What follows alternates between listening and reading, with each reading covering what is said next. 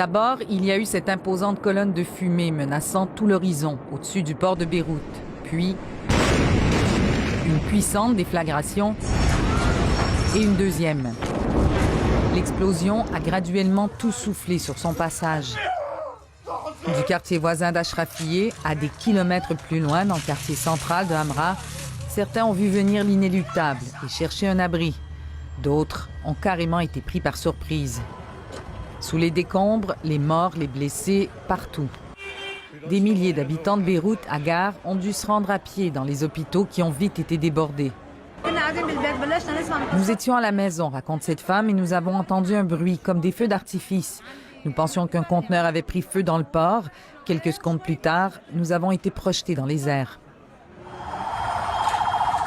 Selon le ministère de l'Intérieur, les explosions sont probablement dues à des matières explosives confisquées depuis des années.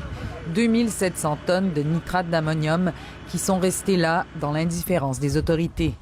Inacceptable, a dit le président Michel Aoun, qui appelle à un état d'urgence pour les 2 prochaines semaines. Les responsables de la catastrophe seront jugés, a promis le Premier ministre en direct à la télévision libanaise.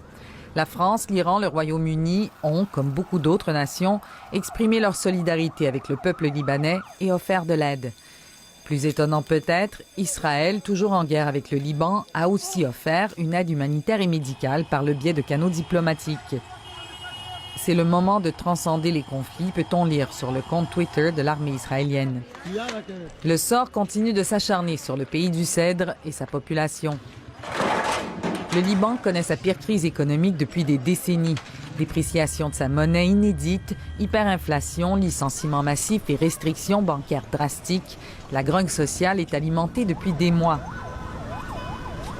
La nuit tombée, l'incendie au port contrôlé, Beyrouth, blessé dans sa chair et sans électricité, est de nouveau plongé dans le noir quasi total.